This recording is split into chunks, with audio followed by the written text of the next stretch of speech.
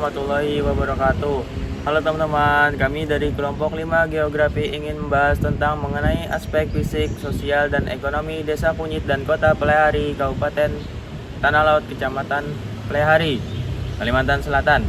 Perkenalkan, nama saya Dapa Taradisa. Nama saya Muhammad Jaki Habibi. Nama saya Siti Liliana Hairunisa. Nama saya Miskiawati.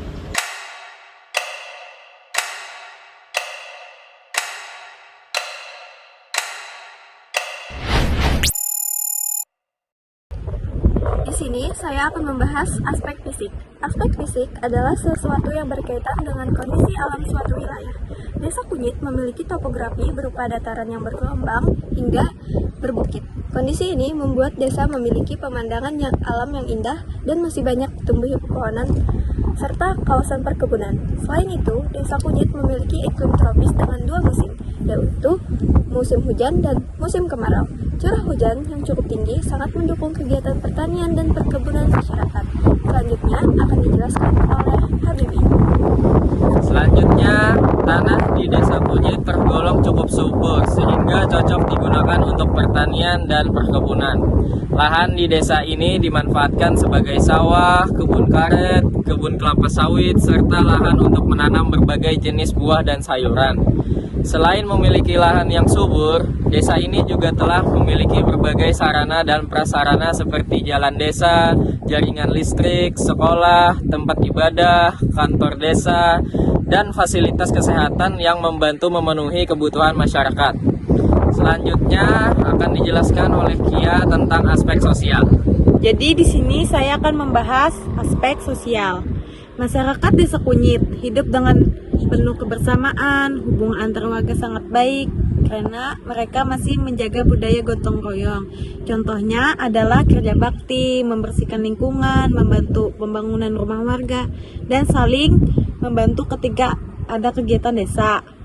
Mayoritas penduduk Desa Kunyit beragama Islam, sehingga kegiatan keagamaan seperti pengajian, sholat berjamaah, dan peringatan hari besar Islam masih sering dilaksanakan di desa ini. Selanjutnya akan dijelaskan oleh Dapa. Dalam bidang pendidikan, masyarakat Desa Kunyit sadar akan pentingnya sekolah. Anak-anak dapat mengenyam pendidikan mulai dari PAUD, SD, SMP, hingga SMA. Bahkan, sebagian masyarakat melanjutkan pendidikan ke perguruan tinggi. Di desa ini juga terdapat berbagai organisasi masyarakat seperti PKK, Karang Taruna, kelompok tani, serta majelis taklim yang berperan dalam meningkatkan kebersamaan dan pembangunan desa. Selanjutnya akan dijelaskan oleh Liana. Selanjutnya, saya akan membahas tentang aspek ekonomi. Sebagian besar masyarakat di Desa Kunyit bekerja sebagai petani dan pekebun. Hasil pertanian yang banyak dihasilkan antara lain padi, jagung, sayuran, dan berbagai jenis buah. Selain pertanian, masyarakat juga mengembangkan perkebunan terutama karet dan kelapa sawit. Kedua komoditas tersebut menjadi sumber pendapatan utama bagi banyak keluarga di Desa Kunyit. Selanjutnya akan dibahas oleh Habibi. Selain bertani dan berkebun, sebagai masyarakat juga bekerja sebagai pedagang, buruh, pegawai negeri, maupun pegawai swasta. Di bidang peternakan, warga memelihara sapi, kambing, ayam, dan itik.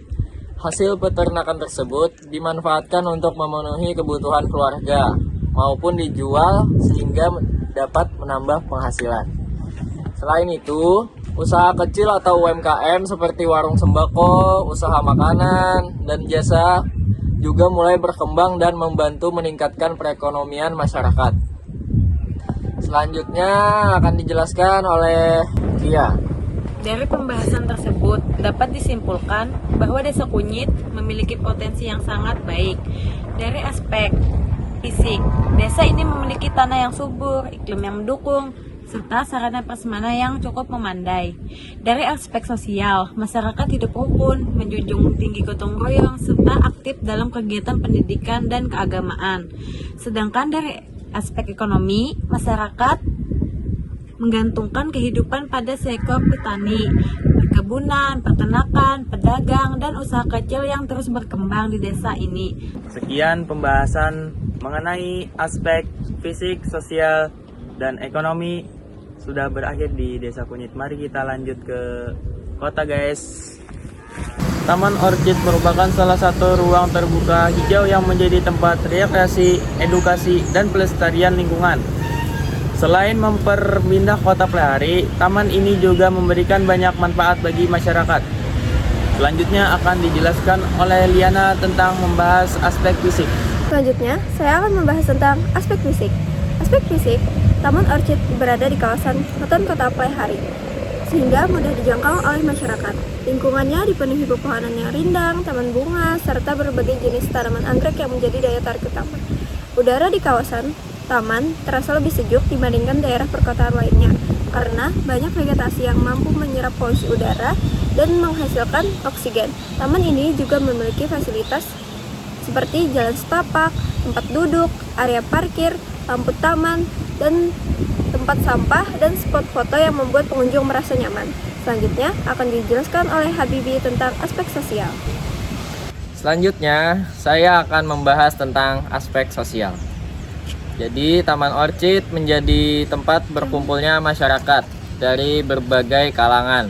Banyak orang datang bersama keluarga maupun teman untuk bersantai, berjalan kaki, jogging, atau sekedar menikmati suasana yang asri. Selain sebagai tempat rekreasi, taman ini juga dimanfaatkan sebagai sarana edukasi mengenai berbagai jenis tanaman anggrek serta pentingnya menjaga lingkungan. Di tempat ini juga sering diadakan kegiatan masyarakat seperti senam bersama, jalan sehat, peringatan hari besar, dan kegiatan komunitas. Hal tersebut membuat hubungan sosial antar warga menjadi semakin baik. Selanjutnya akan dijelaskan oleh Kia tentang aspek ekonomi. Jadi di sini saya akan membahas tentang aspek ekonomi. Keberadaan Taman Orchid memberikan dampak positif terhadap perekonomian masyarakat sekitar. Banyak pengunjung yang datang sehingga membuka peluang usaha bagi pedagang makanan dan minuman, tanaman hias, dan berbagai usaha kecil lainnya. Semakin banyak wisatawan yang berkunjung, semakin besar pula peluang masyarakat memperoleh tambahan pendapat. Selain itu, taman ini juga membantu meningkatkan daya tarik di kota Pleihan sebagai kota yang hijau, nyaman, dan ramah bagi wisatawan. Selanjutnya akan dibahas oleh Dapa. Dari ketiga aspek tersebut, dapat kita lihat bahwa Taman Orchid bukan hanya berfungsi sebagai tempat wisata, tetapi juga memiliki peran penting dalam menjaga lingkungan, meningkatkan kualitas kehidupan masyarakat, serta mendukung perekonomian daerah. Selanjutnya akan dijelaskan oleh Liana. Sebagai masyarakat, kita harus ikut menjaga kebersihan dan kelestarian Taman Orchid dengan tidak membuang sampah sembarangan, merawat fasilitas umum, dan menjaga tanaman yang ada agar tetap indah. Selanjutnya akan dibahas oleh Habibi. Dengan menjaga taman ini, kita ikut mendukung pelestarian lingkungan, sekaligus menciptakan ruang terbuka hijau yang nyaman bagi semua orang. Ya.